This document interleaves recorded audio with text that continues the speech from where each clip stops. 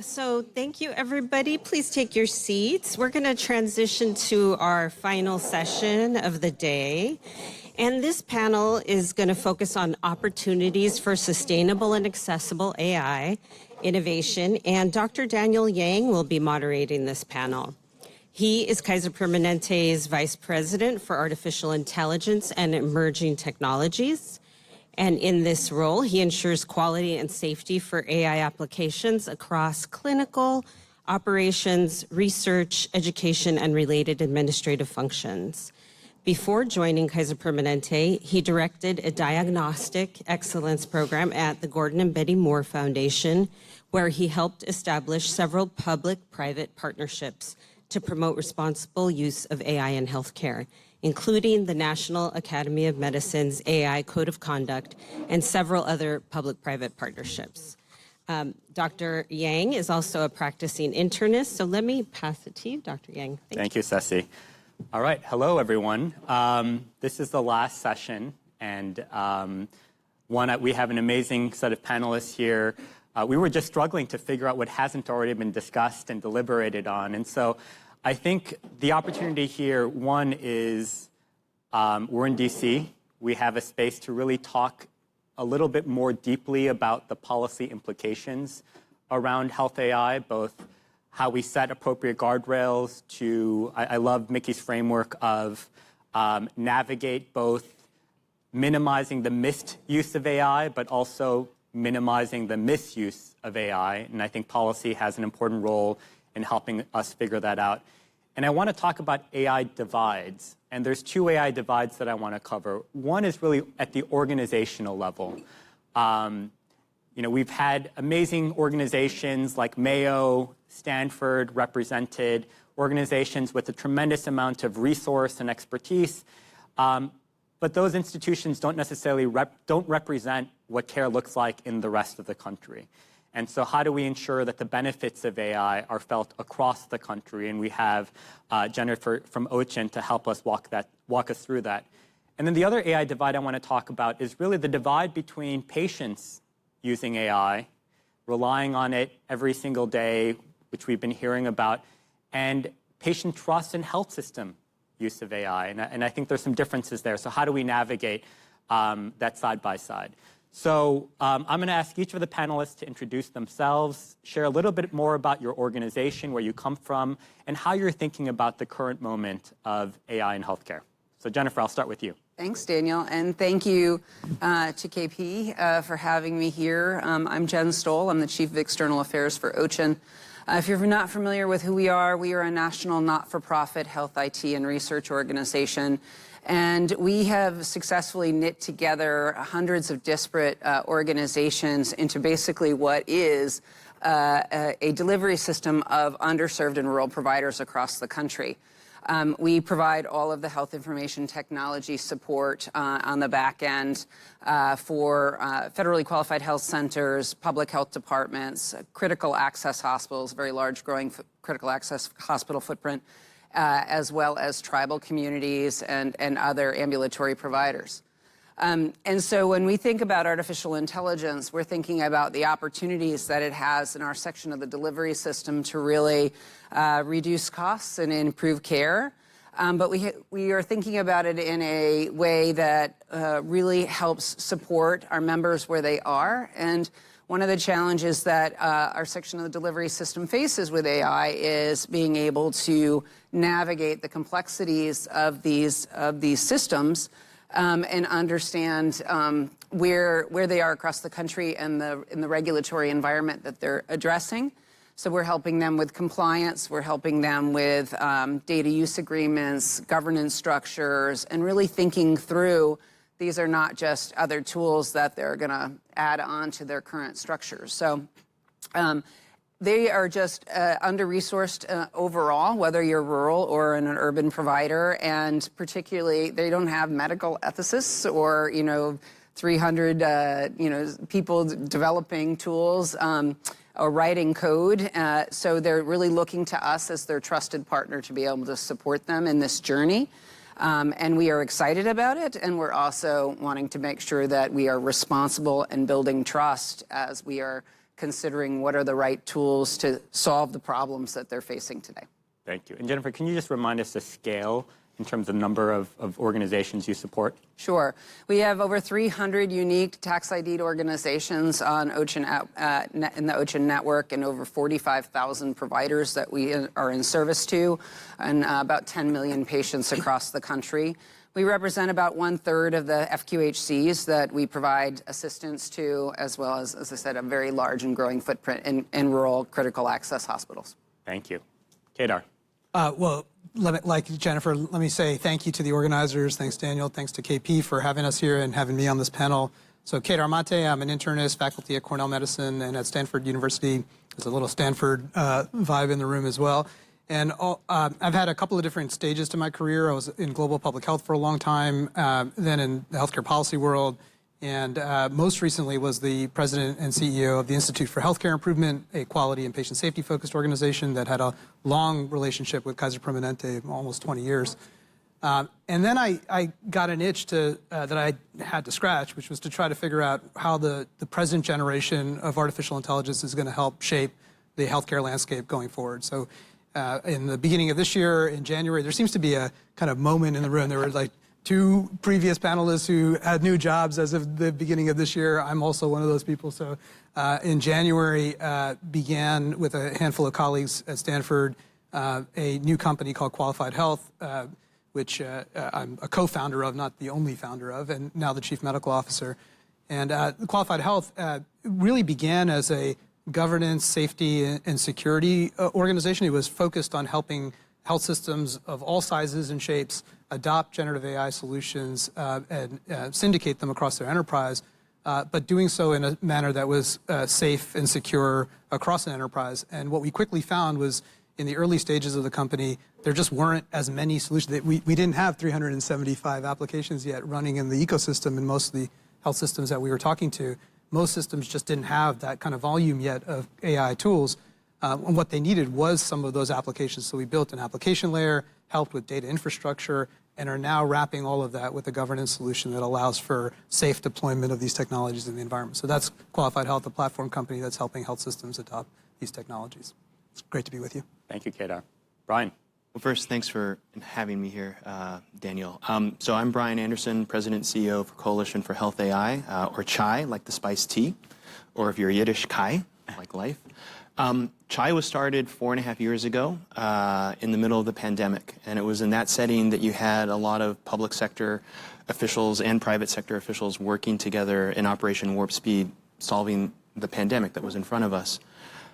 We realized the impact that we were having, and we quickly asked ourselves, is there something more that we could be doing? And we asked, we looked at AI and we asked, do we have consensus across the private sector on what good, responsible AI looks like at a technical level? The answer we quickly came to is we don't. We have a lot of really good work happening in different health systems and different technology companies, but not a common definition of what good is. And I think all of us agreed at the time that in health, that's something important that we should have. It's a pretty consequential sector. And so that's been our mission, is bringing together, convening a multi-stakeholder group of health systems, doctors and nurses, technology companies, big and small, patient community advocates, nonprofits, working together to build that common definition of what good, responsible AI looks like. And we try to do that looking at a model's life cycle. So if you think of a model's life cycle in 3 basic phases. So there's the development phase with tech companies, there's the deployment phase with health systems, and then there's the monitoring or governance phase longitudinally. And each one of those phases, we want to think very carefully, what does good development look like? What does deployment of a model in a very complex clinical workflow look like? What are the KPIs to monitor this model? How do we think about risk as it relates to that monitoring? Is it something that we need to monitor a model in real time, or can it happen on a monthly or a quarterly basis? So these are some of the equities and considerations that we do in the convening and bringing together various stakeholders to do that. We started with 8 organizations. We now have over 3,000. I think we're the largest health AI coalition on the planet. And it's an honor and a privilege to work alongside so many amazing organizations. Every one of these panelists here with me, we're working on that together. And so that's really the mission of CHAI, is bringing together different stakeholders who might disagree, but building consensus where we can on what that definition is. I'd say, you know, the other thing that we do, and I think this is really important, is educating our providers and nurses and patients on how to navigate this AI landscape that's changing so quickly. We announced recently a partnership with the Council for Medical Specialty Societies that represent over 50 specialty societies for physicians, and building out responsible AI curriculum for them. I talk to providers every day, and many of them struggle with a very basic question, which is, in the AI world, is this AI tool that I could potentially use the appropriate tool for the patient I have in front of me? And many providers can't answer that question, right? Because you lack basic information like, was this model trained on data that is representative of the kind of patient I have in front of me? What are the indications and limitations for the model? What is the intended use for the model? How does the model perform? These are some of the basic questions that we're trying to empower physicians and nurses and patients to be able to know and understand so that they can have informed conversations with their providers. So Brian, I'm going to ask a follow-up question. I'm sure many in the audience may be aware of CHAI, at least if you follow the health AI space. You guys have been in the news recently. There's been some pushback on CHAI, particularly coming from the administration. So I'm wondering if you could, you know, share a little bit more about what's the nature of these concerns and what are your thoughts about them? Yeah. Thank you for the opportunity to speak on that. AI is moving so quickly, and I think it's very easy to misunderstand different things about AI or organizations. CHAI's mission from the beginning has been to build consensus on what good, responsible AI looks like at a technical level, and to do that with startups, to do that with patient community advocates, to do that with health systems, big and small. And we do that through these working groups, building those technical best practices. And people disagree. We don't have an agreement on everything. And I think, but it's through that disagreement that we build consensus. And so that's what CHAI is.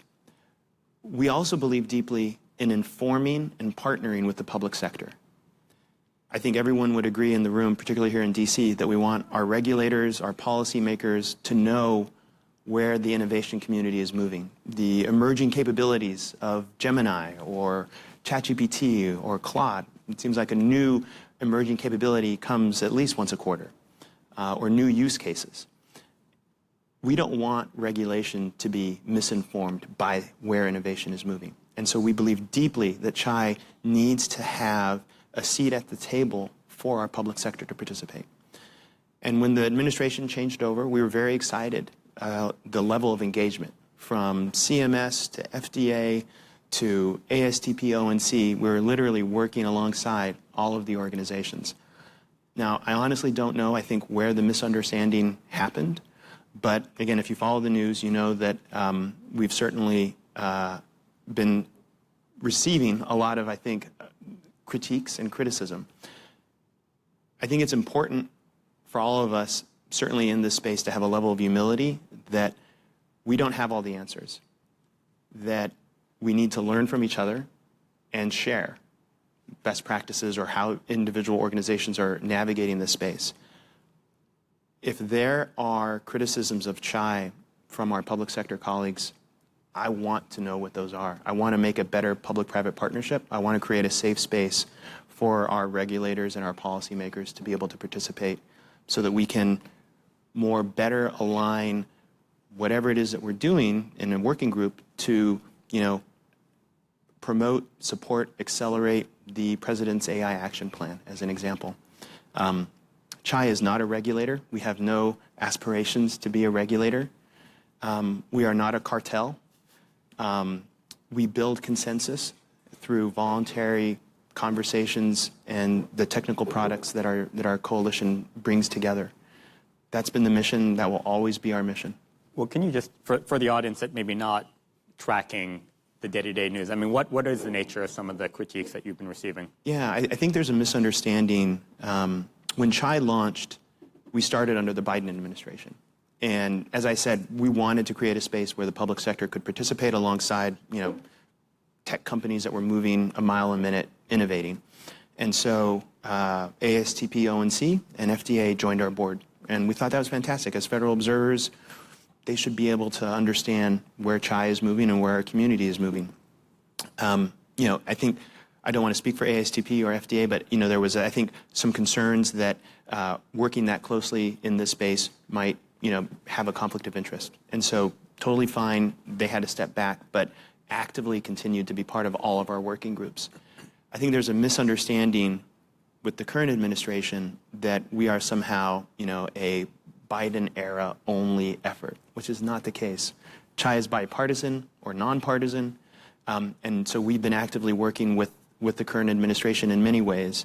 But I think some folks thought that, because of our work with the Biden administration, that CHI wants to be some quasi-regulatory, outside of government entity. And you can follow the press and take a look and just hear from me that that is not the case. We do not want to be a regulator, but we want to work with regulators, and we want to inform them.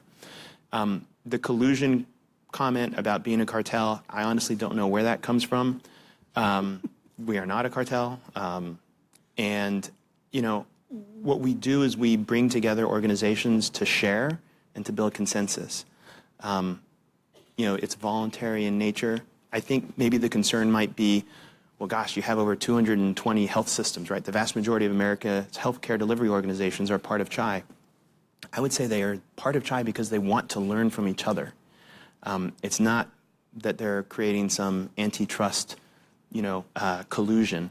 There's no money being exchanged hands in that capacity at all. So I think there's a lot of misunderstanding.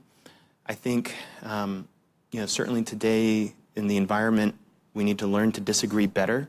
I'm not the first person to say that.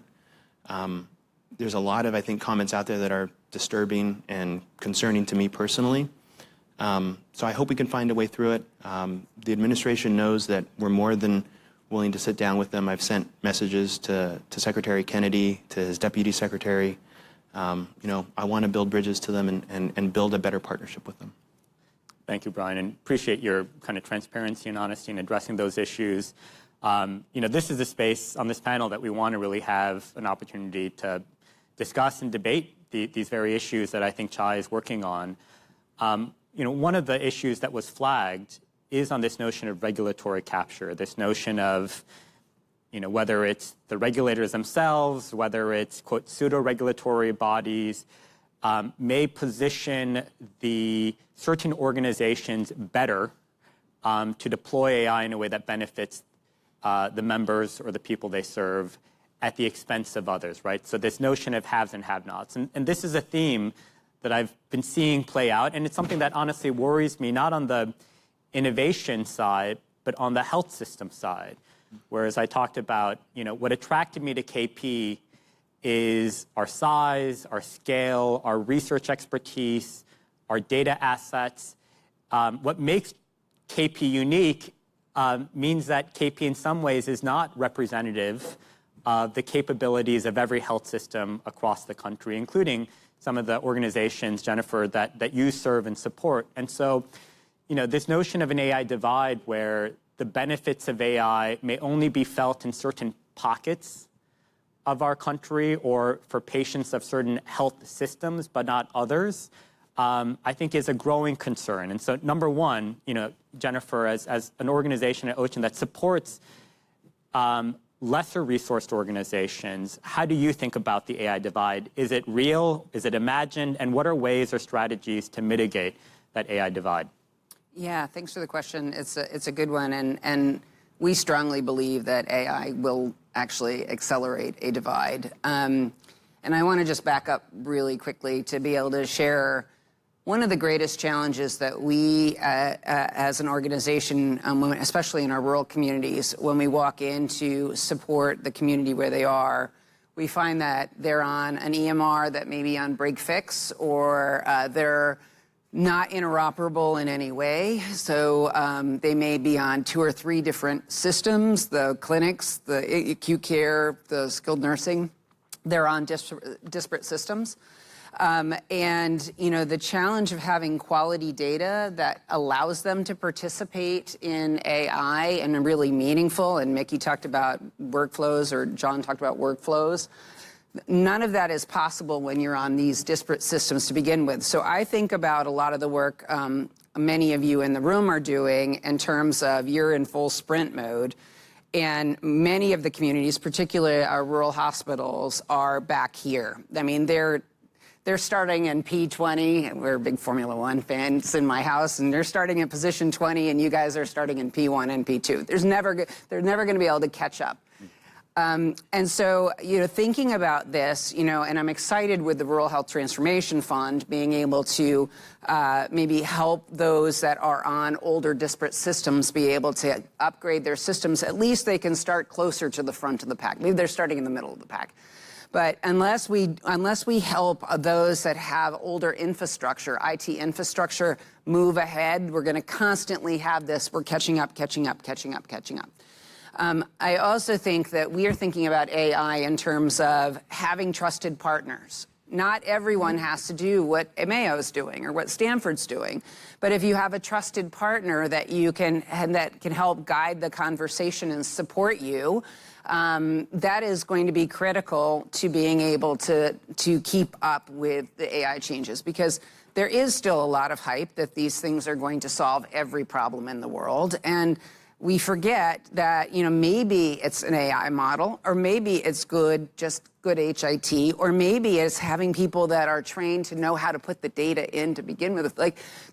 These things are a continuum, starting with good infrastructure and starting with a trained, skilled workforce, which is the other big gap that we see in our section of the delivery system. Now, we're excited about AI to being able to support both of those things, but it's not the solution. It's an answer to a larger question, a larger continuum. Starting with good infrastructure and then building is so key to making sure that we can, I don't think we're ever going to be together, but at least we're not going to be so far apart. Let me just ask a follow-up question. So we were talking about this yesterday, where you talked about, a lot of the FQHCs are just starting at a infrastructure deficit, may not even have the EHR capabilities to manage routine care, let alone, some of the more advanced uses of AI. And so we were talking about this concept of the Maslow's hierarchy of needs. It's like, first you need basic food and housing before you can consider self-actualization. And the idea is, hey, well, maybe getting your EHR infrastructure in order is the equivalent of food and housing. And AI is higher on that thing, where once you've settled that core infrastructure, you can work on those other things. I guess the question is, can AI help expedite the progression from, yes, we have deficits in EHRs and infrastructure that's only growing. Can AI itself help to level the playing field or leapfrog some of the infrastructure investments that the KPs, the Mayos, and others have been making over the last 20 years? Or will it only just worsen the divide? So we think of it in terms of what problem are you trying to solve, right? You also have to remember, too, we don't have the staffing that the large delivery systems. Most rural hospitals, again, are, they don't have the pool to recruit from if you're in a rural community. And, they don't have the same number of people. You're talking about wearing multiple hats. It's other duties as assigned, right? And so then you're saying, okay, well, now you need to know AI, and you're going to need to have all your data use agreements, and you have to think about it from an enterprise structure, and what are you solving for? And now you have to know all the different things that are potentially AI-enabled, right? And this is where having a trusted partner is going to matter, right? And somebody that can help guide the journey of what are you trying to solve for? And then applying the right models on top of a high-quality infrastructure will help build onto that, so that you can actually think through, how do I drive community health? How do I drive chronic disease to be able to align with the needs of my community? What do I need to lean into? What do I need to... so I think about build, buy, and partner, right? What do I need to build? What do I need to buy? And what do I need to partner for? So being able to think of that in the continuum when it comes to health IT. AI has the promise of being able to solve big problems, but it needs a good quality data set to feed it. And then the last point I would say is, we think about trust, right? And trust comes from, did this work in my similar environment, right? And so one of the things our members are asking us to do is, make sure that these things are piloted, that we have knowledge about them before we're deployed in mass. So, we have 2 large language models that we have partnerships with that are integrated into our system. And one, when we piloted it early on, that we're talking about almost 3 years ago, did not speak Spanish. And in the OCHIN Collaborative, almost 50% of the encounters are done in a language other than English, and that's a problem. So when we think about, can you get trust to these solutions if they're not even able to speak your language, we're starting with a deficit already. So thinking about these as solutions to rapidly solve problems, we've got to make sure that they're validated, they're tested, and they're in a trusted environment so you can build on them, too. I mean, on the other hand, there is the possibility that the AI tooling that we have now can accelerate the ability for us to, for example, translate into 127 languages as some of the tools that are on the market. I think there is a really interesting, this is actually sort of an unknown, right? Will AI worsen the digital divide or will it reduce it? If you talk to the optimists, of which I am one, I would say that, AI will help us to shrink that divide by virtue of creating democratization of knowledge and true commodification of that knowledge so that we can get cardiology specialists, as we heard about on the prior panel, into every county in the country. But the equivalent is also potentially true, that we will end up with the Mayos and Stanfords and Kaisers of the world who have the ability to resource and create 300+ models and algorithms in their environments. And then we will have your constituents and stakeholders in the FQHC system that won't have the ability to create nearly as many applications and won't have them deployed in their environment. We may end up with a scenario in which we have a truly 2-tiered system in which the chatbots, treat the poor and clinicians treat the sick. The human clinicians treat the wealthy, that is. And I think that's a real uncertain, we don't really know which way we're going to go here. I think we have some choices to make about how we distribute this technology, how we train it, how we distribute it, how we provide access to it, how we advance to Brian's point earlier, how we come together to actually understand accountability and trustworthiness of the technology. Those are the choices that we have today to help us ensure that the path that we end up on is one where the digital divide shrinks rather than increases over time. Brian, I'm going to ask you a follow-up question on this, which is one, CHI includes in its membership groups like OCHIN, as well as the National Association of Community Health Centers, as well as the Mayos and KPs and Stanfords of the world. So one, how are you seeing this play out within your own membership? And two, back to the policy question, when I'm asked to represent KP's interests to policymakers, one of the things I try to warn people around is that policy itself can worsen the AI divide. If you set a regulatory bar where only a handful of organizations can meet, you are inadvertently putting most health systems under that bar, which only exacerbates, the infrastructure deficit. Now they have a compliance deficit to add to that. So two things. One, what are you seeing, across your membership in CHI? And two, as you're having conversations with policymakers, how are you asking them to navigate this issue? Yeah, on the how is it playing out across the membership, within the FQHCs and the critical access hospitals, as well as the larger academics, this concern around governance. I think Mickey had mentioned it, the longitudinal management and the financial cost that a health system bears when you procure a model. That's one upfront cost, but the management and maintenance of that is a real burden, not only from a financial infrastructure standpoint, but also subject matter expertise, right? I used to work at an FQHC. We did not have technical experts, on standby that were going to be monitoring dashboards and, measuring the KPI or the AUC as it drifts or degrades for models. And so a lot of the health systems that are lesser resourced see this as an existential moment. How do I, I'm hearing from my board, I need to get into the AI game. How do I do that and do that in a sustainable way? And so I think that's a real concern, particularly for the federally qualified health centers, the critical access hospitals, the rural health clinics. Like Kedar, though, I'm an optimist, and I'm really excited about the potential for AI to meet those health systems and those community and the patients where they are at, right? We've talked already about the access and the potential benefit of agentic models to be able to deliver higher quality care. Kedar, I would position it as like those chatbots could actually deliver better care. I think that's that is also an unknown, right? Yeah. Which one would be better? Right? And so I'm excited to kind of see where that goes. But I think the health systems are deeply concerned about the financial sustainability in that space. And so to that point, when we talk to policymakers, I think it's one of the things we emphasize is that we need to have intentional policy at the infrastructure level that supports and enables those kinds of health systems to be able to participate. How are we going to get the data to train models on patients like those in rural communities, right? Because the vast majority of data that the model developers have access to is from highly urban, highly educated, rich communities, right? Urban communities. And it oftentimes doesn't come from rural Appalachia. And so we talk a lot to representatives in the House and the Senate about how do we create the infrastructure to make that kind of data available in a privacy-preserving, de-identified way, but in such a way that the models that can be trained can actually help those communities. The other part is how do we create the kind of infrastructure and support to manage these models?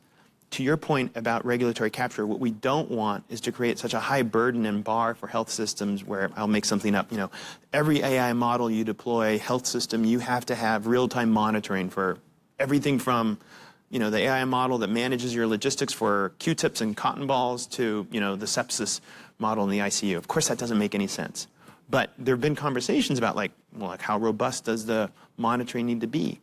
We're working with organizations like the Joint Commission and health systems themselves, as well as specialty societies, to come up with better frameworks on what that kind of, what does robust and rigorous governance mean, such that it's not going to disenfranchise the critical access hospital, that they can actually do that as well. And so I think those are the kinds of natures of conversations that we're having. Well, I want to continue the conversation around post-market surveillance. There is a lot of faith and discussion around it's hard to manage from a pre-market perspective. We heard that in the last panel, all of these different AI use cases coming at us. So perhaps we can manage it on the back end where let's put these tools into practice. Let's see how they work. Let's collect evidence, and Snea was talking about this as well, collect evidence both around effectiveness but also safety. And so I can see the appeal of it, but I think the question is how close are we to having the infrastructure, the incentives, the know-how to actually do the real-world post-market surveillance? What would need to change to get us there if we're not there yet? So just thoughts on how far away are we from that policy objective? I think we're actually closer than we might think. This is a bit of what we do in our company is to help organizations manage the risk post-deployment with monitoring tools that are technology enabled. One critically important thing to know is that the vast majority of sort of how health systems think about governance, I'm not talking about the Stanford Mayos, Kaisers, et cetera, but the vast majority of health systems have established a committee, and the committee meets once a month and reviews what technologies they're planning on deploying and how they're performing in a general sense. That is far from adequate in terms of understanding how these models are performing and how they behave in our environment. If you have a health system with 1,000 employees with 10 algorithms in motion that make 10 or more calls to an LLM a day, that's 100,000 calls to an LLM. How on earth is a committee that meets once a month going to manage and monitor the hallucination rate and the escalation rate of that type of geometry of a problem? So you need technologies that help you to conduct that, and you need to do that efficiently. I don't think the problem is cost. Actually, I think these are not particularly expensive tools to have deployed in an environment to help understand whether algorithms are performing up to standard. We're at the early innings, I'd say, of generative AI monitoring, but these are from a predictive AI or sort of pre-generative AI. This is not new technology to monitor hallucination rates and escalations and edit distance and so on. So the technology exists to do this, and what we need to make sure that we're doing is ensuring that everyone has access to it. And I think this is a reasonable place for policymakers to support health systems of all kinds to offset the costs of actually deploying that type of technology. So, for all of your members, as well as all of your members, the ability to kind of monitor and understand the performance of these algorithms in their ecosystem is going to be vital to scaling them in the enterprise and knowing where the risks might lie. And that's, I think, a reasonable place for policymakers to say that's something that we can support through real incentive and dollars. And let me just kind of expound on that. When I'd mentioned that the cost, the financial prohibitiveness of it, I was referring to, so when health systems started first procuring AI, many of them were big academic centers. And many of those health systems were like, great, okay, we need to do governance. We have the committee. We need to stand up the infrastructure. I can count on more fingers than I have available how many health systems tried to do that. And inside of a year, they were expending more than $2 to $3 million, quickly realizing it's not sustainable.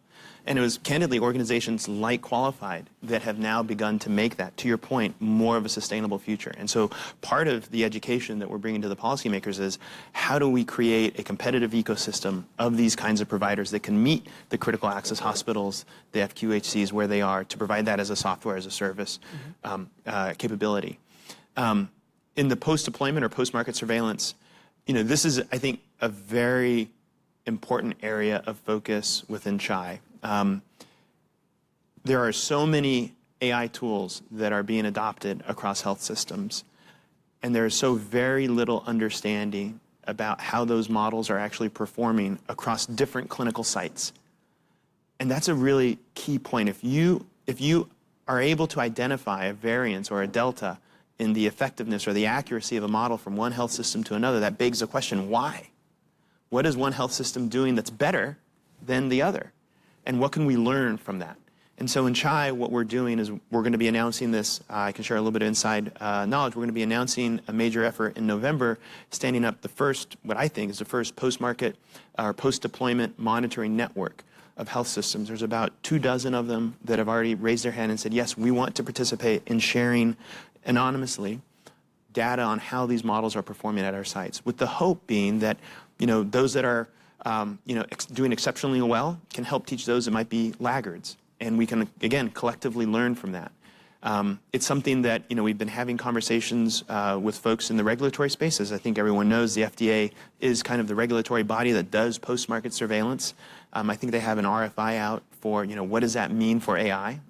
And we're looking forward to helping enable our members to be able to participate in that conversation, right? It's working with organizations like Qualified to be able to get that kind of insight and then, build consensus and understanding about what the best approaches are to get, the AUC to the 0.95.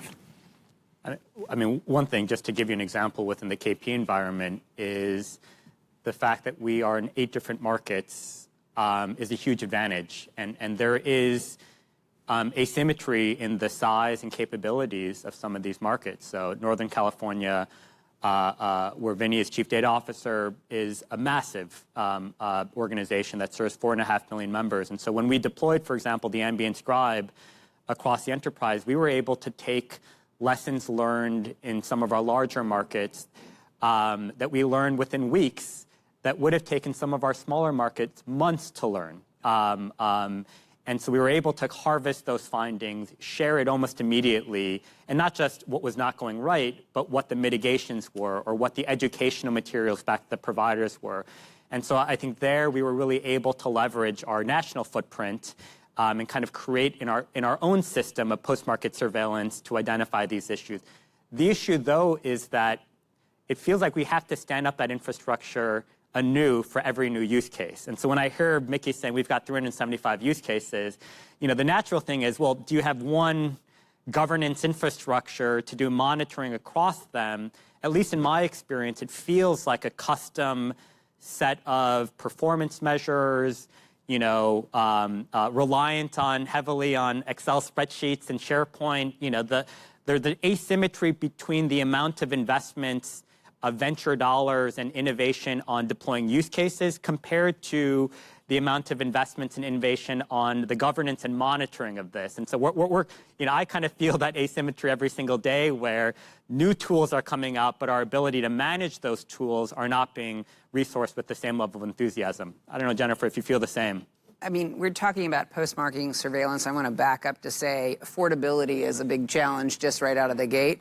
Right now, it's an and and an and and an and an and. Everything just keeps adding costs. And if you are, in a rural, low-resourced environment, these things are very, very challenging just from an affordability standpoint.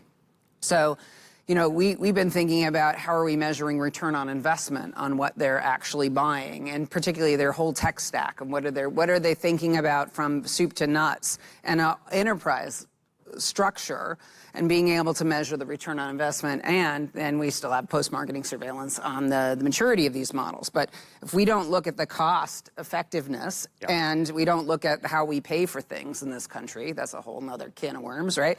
We're going to continue to keep having that divide.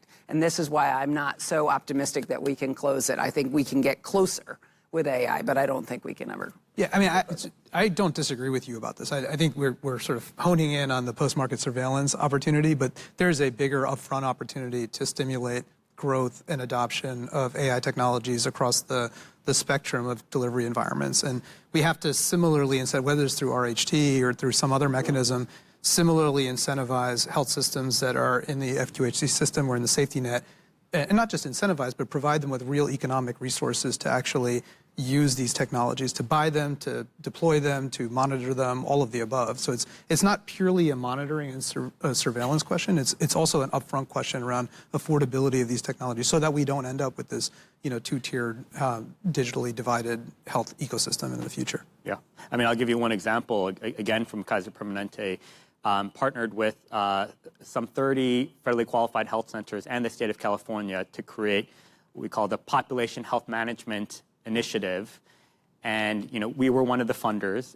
And what we tried to do is upskill these FQHCs with population management, health management capabilities, which include not only just support and connecting them with the vendor, but also all the implementation work that surrounds just beyond the technology. And it was the same concept with the High Tech Act. It wasn't just money for systems to buy EHRs. My understanding is they had regional extension centers. There was implementation support, because that's where a lot of the challenges, and I imagine, that's the bread and butter of what OCHIN does. Yes, and you're speaking of meaningful use and EHR incentive programs. I mean, we're very familiar with that. But you were also talking about an immature market where we put capital out for providers to select in an immature market. And even as a regional extension center, we couldn't say, okay, here are your choices. This is the one that best fits. We weren't allowed to kind of guide that conversation. So, I think about AI as an immature market. What is the right policy approach in terms of incentivizing what products when we're seeing a lot of consolidation? A lot of us are trying to solve for the same things. Mm-hmm. How do we let the market kind of settle a little bit and mature before we start incentivizing? But we don't want to get left behind either. These are complicated questions. But I think this idea, what I was hinting at, is really a high-tech V2, right? Is a sort of a similarly driven approach where there's a significant amount of capital infusion into the delivery ecosystem for wide-scale adoption of this technology. But if we truly believe that it is the transformational potential, generational, potential with this technology to transform what we do in healthcare, both for patients and for providers, we almost can't not place a significant bet as a country, I think, into the widespread adoption of this technology in the ecosystem. And that means, there will be systems that can afford to do this on their own, as we've seen in the market today, and there will be a lot that cannot. And meaningful government support, federal support to health systems to achieve that type of transformation is going to be needed.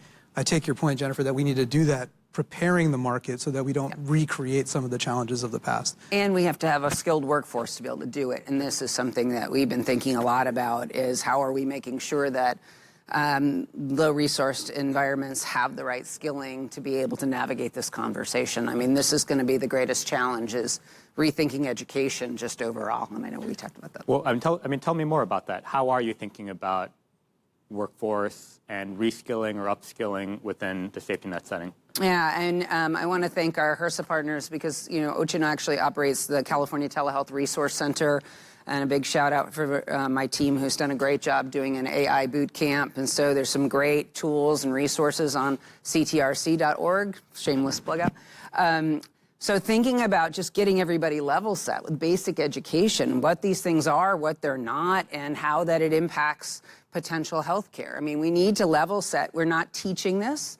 We certainly don't teach it in terms of, you know, hey, you're a biller or a coder. This is going to impact. Like, that's not part of our normal course of education. And so we've got to think differently about how we're bringing the right skills. And it could, and we have tremendous trouble in keeping staffing in our section and delivery system. I'm really excited about upskilling not only providers, which we talked about this morning or earlier today, but being able to upskill the entire front desk staff, which has the highest level of turnover of almost any position in the clinic, to the back office staff. So, you know, being able to be thoughtful about how we approach AI skilling, and we're hoping that this will be something that the states pick up in the Rural Health Transformation Fund, that they think about educating and workforce development around AI. And so as a policy, please ask for that in your applications, states. That's really key. Can I just add one thing to this, which is that I think it's also just from the developer, now I guess I have the developer hat for the moment. It's still an unfamiliar hat for me to wear, but anyway, I'm wearing it for a second here. And I think it is actually on the developers to design tools that become easy to understand. It is one thing I don't disagree with you, Jennifer, that we should provide education and upskilling and support to staff. But if you think about your, you know, Samsung or iPhone or whatever mobile device you carry around with you every day, there's no instruction. I mean, there is, I guess you could Google or YouTube an instruction manual for how to use your iPhone. But candidly, I discover stuff about my iPhone every day, right, on some level, or every couple of days anyway. And it's part of this is about the technology itself should be intuitive enough that it should also teach us how to use it. So it's a little bit on the designers and on the UI, UX folks and, you know, the technology developers themselves to actually build intuitive technology that, you know, a biller or a coder or an MA or a physician or a nurse or a patient will find intuitive to use. And that's, I think, part of the obligation here too, not just formal education, but, you know, through the technology, can we teach people how to use these technologies better? Well, I want to push on that or expand that around another unspoken dance that's happening both on the stage and out there is really the role of the developer versus the role of the deployer. And there's a lot of, I feel like, push and pull where, unsurprisingly, the health system deployer is often saying, hey, that should be a responsibility of the developer. And we're seeing the developers often pushing and say, no, that's for the deployer to figure out. Brian or Kedar, like, how are you seeing that dance play out? And you know, are there clear guidelines around what are clear responsibilities of a developer of technology, and where does that line become gray between the deployer versus the developer? Happy to go first. It plays out most clearly and shy in the development of our model cards. So we believe deeply in trust through transparency, this concept that if we want to build trust and unlock the, you know, greater, more consequential use cases of AI in the ICU, as an example, we need to have greater transparency into how these models are created, the kinds of data sets used, how they are actually performing. But it's in that data set training, data inputs, that I think it's really illustrative, I think, the point you're trying to make. You have startups that are saying, well, we don't want to share any of our IP, right? Because if I share my IP, then someone's going to competitively take it and scoop my, you know, competitive advantage, and there I go. But to your point, you have health systems saying, wait a second, my general counsel is telling me that every one of my doctors is legally liable, that if that AI product hurts someone, that patient's going to sue my doctor, not the vendor. And so appropriately, the health systems are saying, before we make a procurement decision, we need a better understanding about things like what kind of data sets were used to train, what are the indications, what are the limitations, what's the intended use, how does a model, there's a list of things that health systems really importantly need to know. And so what we've tried to do, and this is really following ASTP ONC's HTI-1 rule, is bring together the developer community and the health system community to, again, through disagreement, but building consensus on what is that minimum threshold of transparency that can build trust, that doesn't violate sharing IP, but that empowers providers and patients to better understand, you know, the safest, most effective way to use these tools. And I think that's what we all want. We want these tools to be helpful to our patients. And so, you know, that's how we're seeing it play out, right? It's not all rainbows and unicorns, and we get agreement all the time. But we're slowly getting there in terms of what these model cards are looking like and how they can be helpful to patients, to providers. But it's not easy. I mean, it's a challenge. I mean, I guess I would say this is part of how we're distinguishing ourselves. Part of our thesis as a company is to say that, it's no longer sufficient just to generate a very brilliant algorithm and leave it to the market to figure out how to use it. In our view, value is not derived or obtained by a delivery system or by a patient until it's actually put into use and taken up by either the provider or the patient or whoever the target stakeholder is. And that is actually, we see that as partially our responsibility. It's not us alone, it's not the developer alone, but it's the developer and the deployer together that actually are going to create the value. And it's no longer sufficient for us to say, here's the tech, good luck.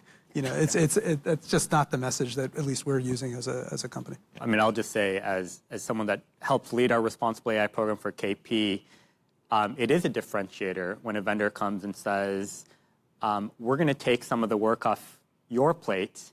We're going to make it easy. We're going to give you the evidence to demonstrate safety and effectiveness. We're going to do or provide the infrastructure or the metrics for ongoing monitoring. If the technology, all else being equal, the differentiator really is the responsible AI by design and the transparency around it and the guardrails. Of course, for us, then it puts us in a position of verifying and oversight, but it actually takes away a lot of the burden from us, and it actually increases the ROI because, as we talk about, the cost and maintenance, is significant. So the vendors that are able to manage that well, I think, are, I would hope, rewarded in the marketplace. Yeah. I want to open it up to audience Q&A. And so I think we've got some folks walking around with microphones. I also have some questions here. But first, let me just see if anyone has any questions from the audience.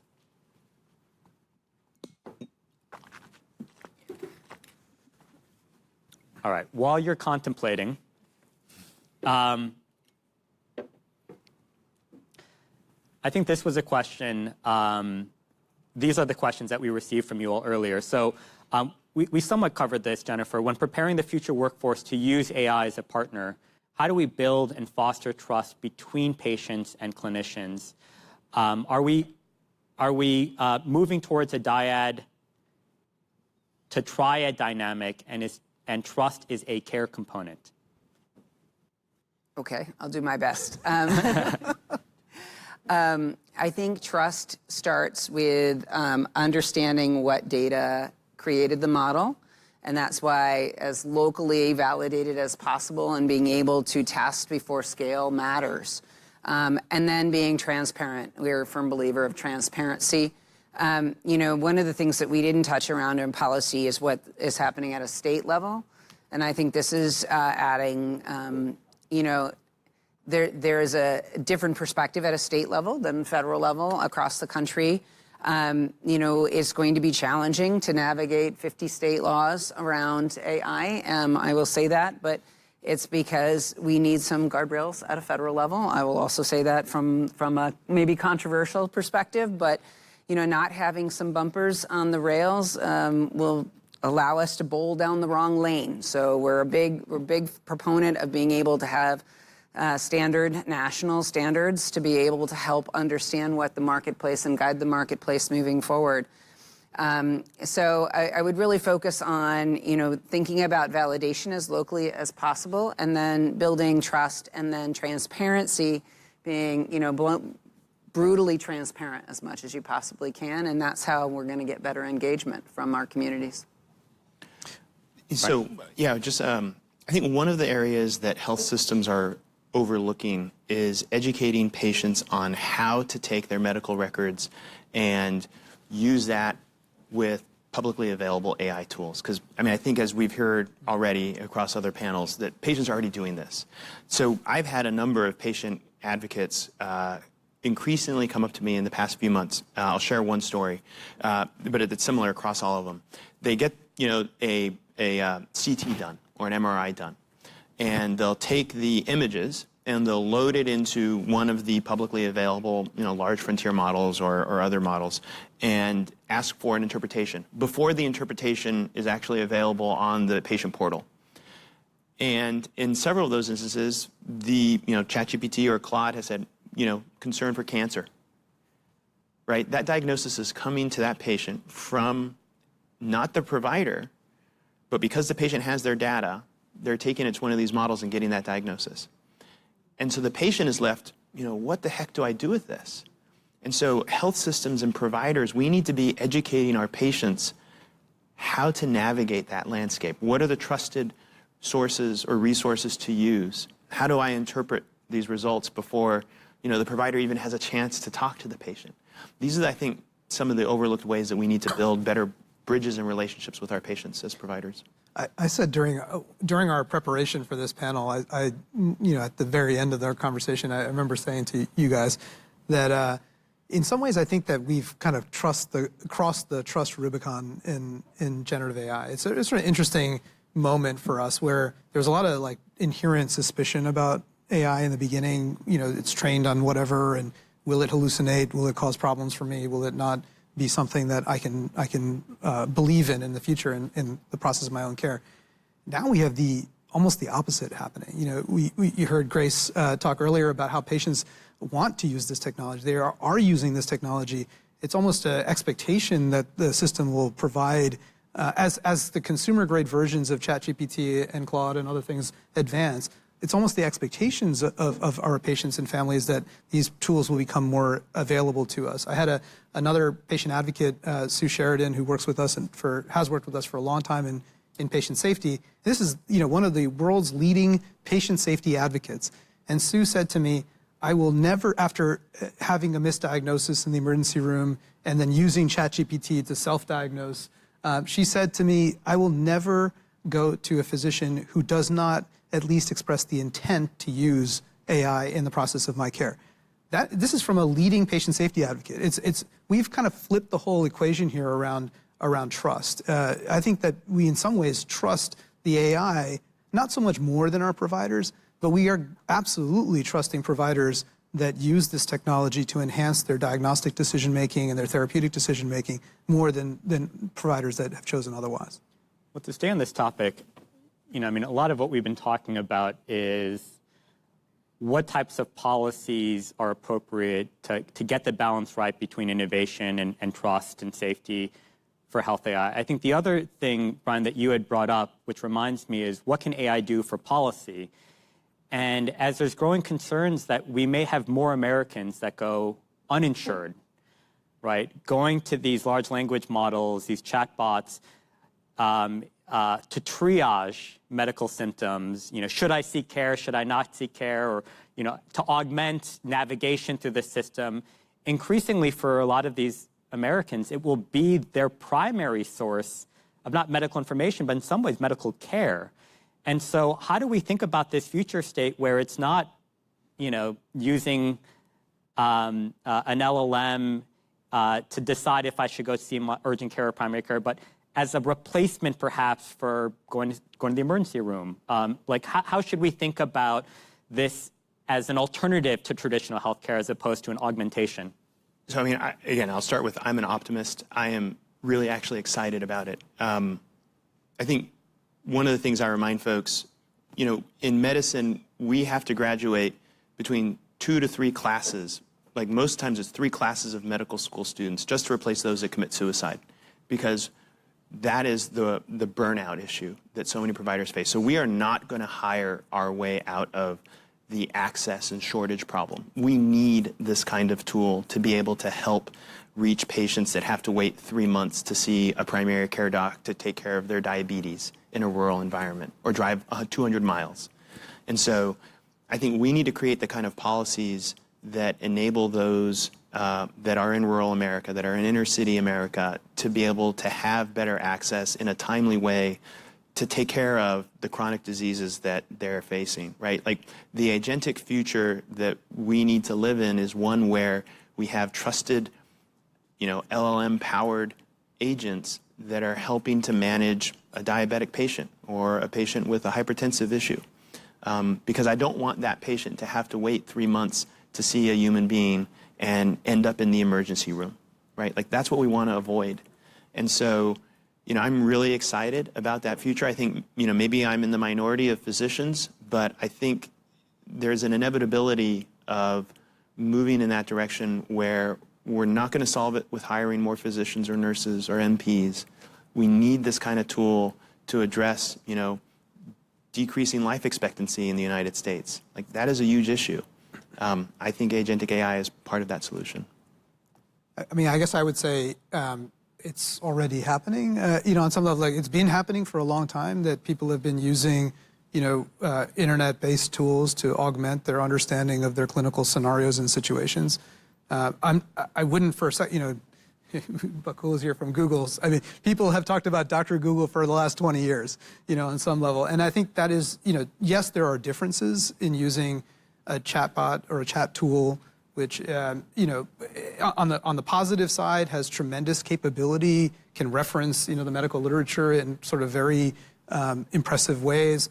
On the negative side is, has a real problem with sycophancy, and sort of, sucks up to us and tells us exactly what we want to hear. So if I have a brain tumor, it's going to tell me that I have a brain tumor or help me understand that I have a brain. If my pretest probability was low, but my prior belief was high that I have something, I can coach the chat to tell me what I want it to tell me.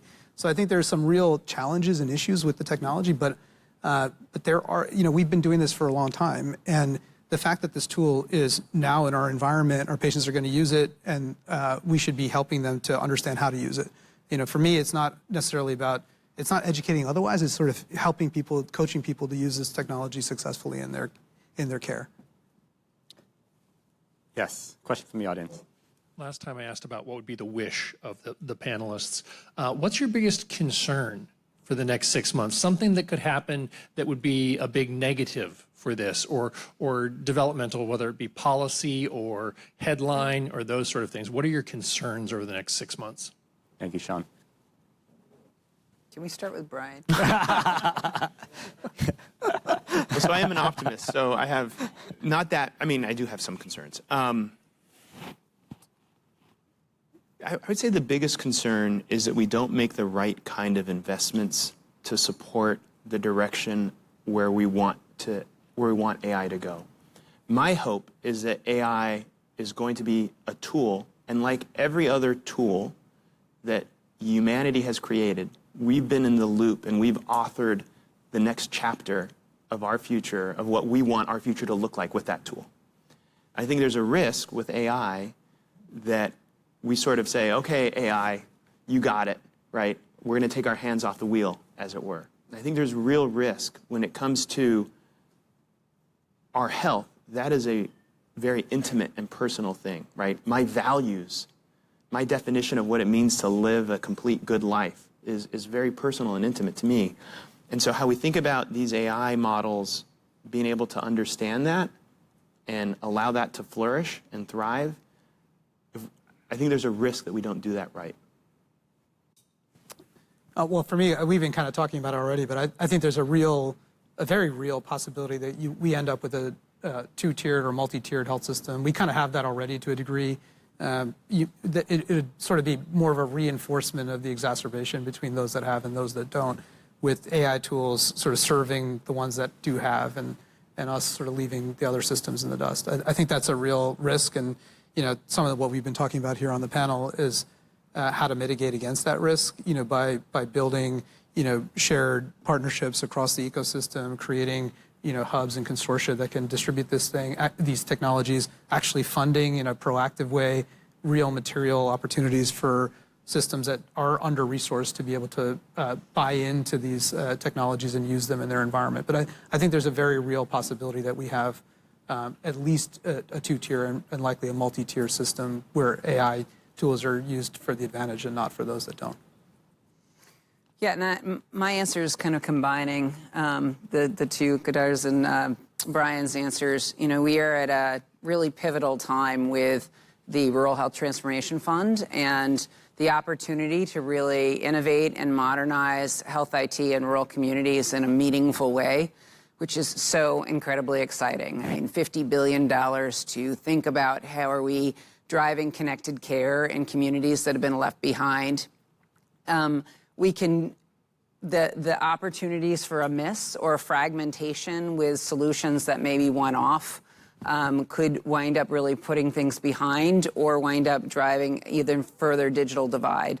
And again, going back to, thinking about meaningful use and the dollars that we put there, it is not uncommon for us to be installing, and upgrading somebody's system and have that be their 5th or 6th EHR, and the amount of post-traumatic stress disorder that they have as a result of that. And it impacts trust, right? If you have had to rip and strip your EMR more than once, you've got scars for it, right? And so you think about, what that means, and if we're not being thoughtful, and we are going to have 50 applications on how we're approaching this. If there's opportunities now to transform, I really encourage us to think about that and making sure that those monies are really thoughtful and that we're building to things that can scale and grow.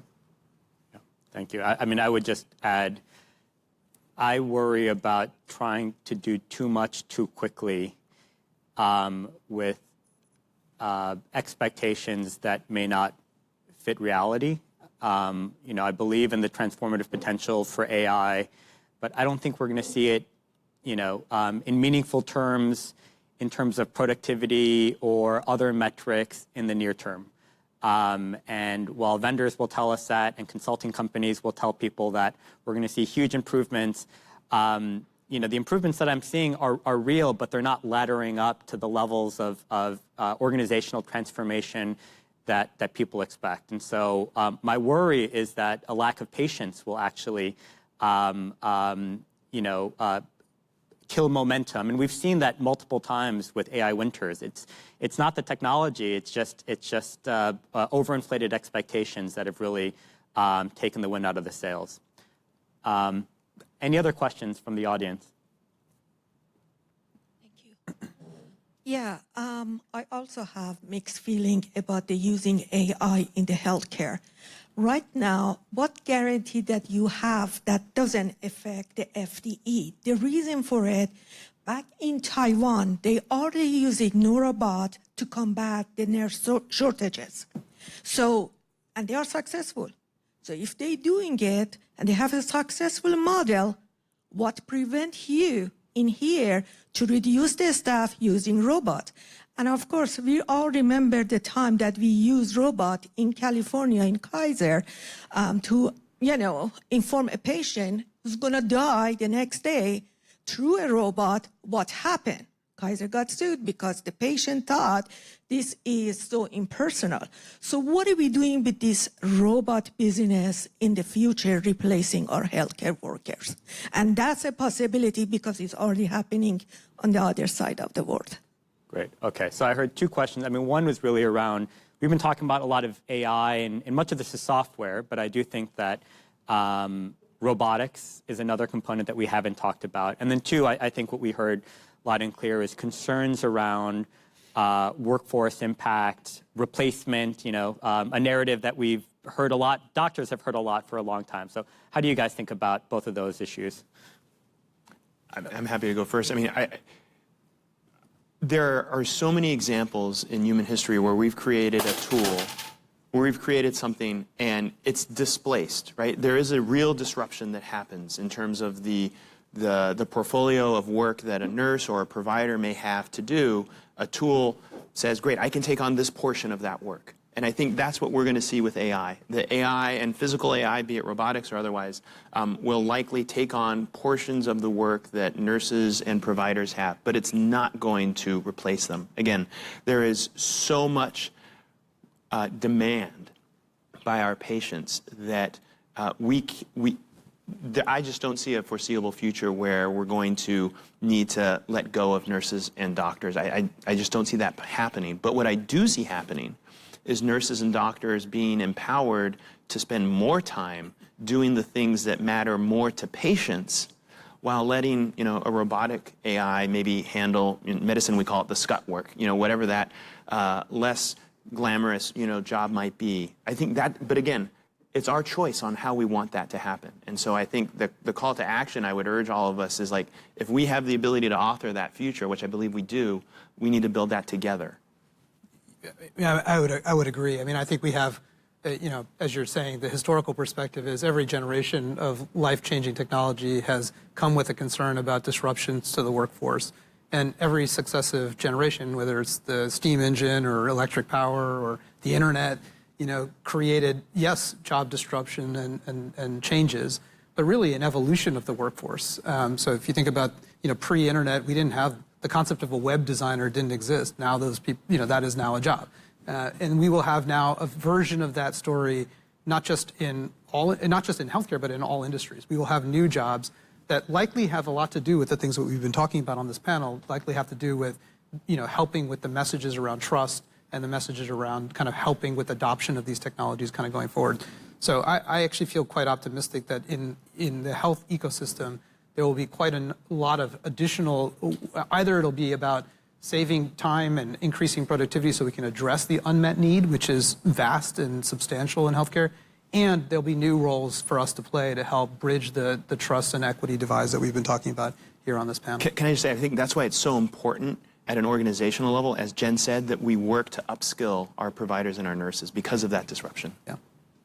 Yeah, I can't speak to robots, but I can speak to the chronic shortage of workforce that we're facing and the safety net, and it's not getting any better every day.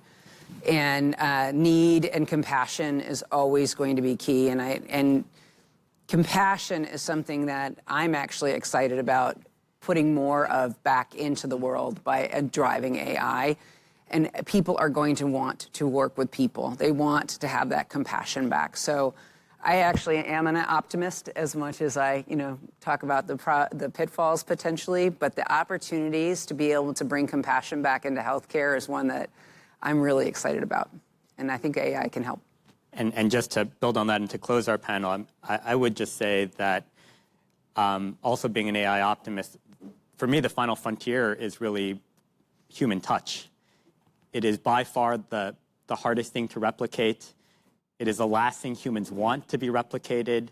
If there's any jobs that feel threatened by AI, it's white-collar jobs like me that spend most of my day on emails and on Teams meeting. Like, we know that these chatbots can replicate that type of interaction well. What it cannot replicate well is the importance of human touch and the value that patients place on having a human interact with them, do the things that we would only trust other humans to do. And so I think not only are we a long way off technologically from that, I think we're a long way off from people even wanting that, if that were an option. So with that, I want to thank you for the panelists, and I want to thank you all for joining us today, and I'll turn it back to Cecilia.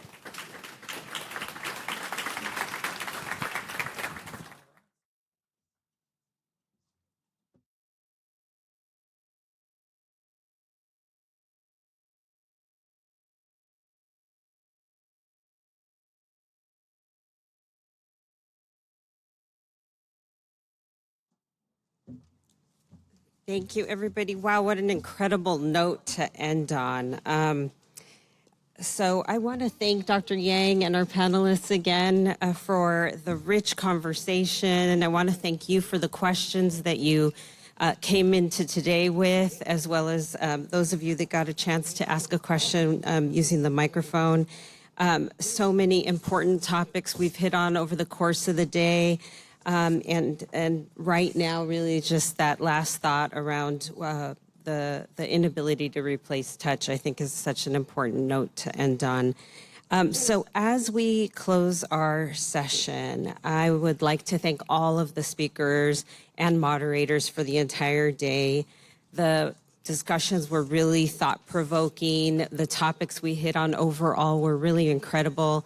I know I spoke with many folks over the breaks just about the importance of the conversation that we're having today. So I want to thank you for being here with us.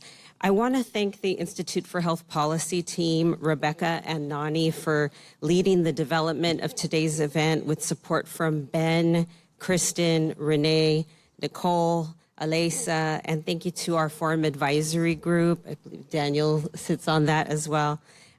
for advice and assistance as we were putting today together. I want to also thank the team that helped us host today's event, Marilyn, Wendy, Diana, Wayne from our Center for Total Health, Spark Street Digital, our partners, our photographer, Rodney Bailey, Lawson Catering Group, and many others. So a thank you to all of you today, especially for being here, for participating in the rich conversation that we've had over the course of the day. Please take a few minutes to complete our event survey. You can access that through our event webpage or the QR code displayed on the screen. Your feedback is so important to us. It helps us think about these events, the topics that we're going to be touching on, and make sure that it's addressing a need that you all help us identify. The full recording of the event, including individual sessions, will be available on our website within a couple of weeks. And with that, we are concluding today's event. Thank you again, everyone, for being here with us today, and safe travels back home.